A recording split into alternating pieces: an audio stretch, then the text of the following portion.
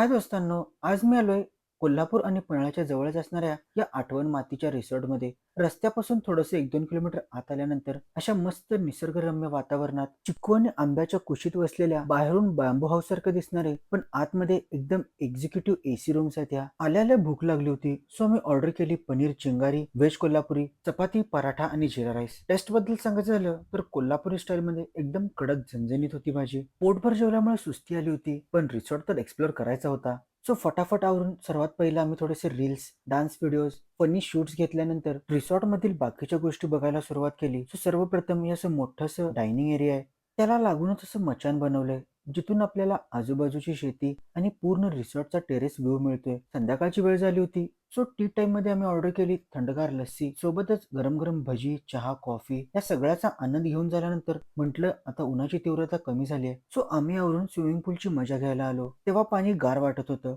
आणि दिवस मावळल्यानंतर तेच पाणी गरम वाटायला लागलं. स्विमिंग पूल मध्ये फुल ऑन धमाल करून भूक लागली, सो डिनर मध्ये आम्ही ऑर्डर केलं प्रोटीनियस चिकन आणि बिर्याणी. पण सकाळ एवढी टेस्टी वाटली नाही. त्यानंतर आमच्या सिंड्रेलाचा शूट घेऊन बॉनफायरवर फुल ऑन मस्ती केली. दमून झोपल्यामुळे डायरेक्ट सकाळी नाश्त्यालाच जाग आली. याचा डिटेल व्लॉग तुम्हाला माझ्या युट्यूब चॅनल पीसफुल विराजवर मिळेल, याची लिंक बायोमध्ये अवेलेबल आहे. आणि तुम्ही जर या रिसॉर्टला व्हिजिट केला असेल तर तुमचाही एक्सपिरियन्स कमेंट सेक्शन मध्ये सांगा. थँक्यू.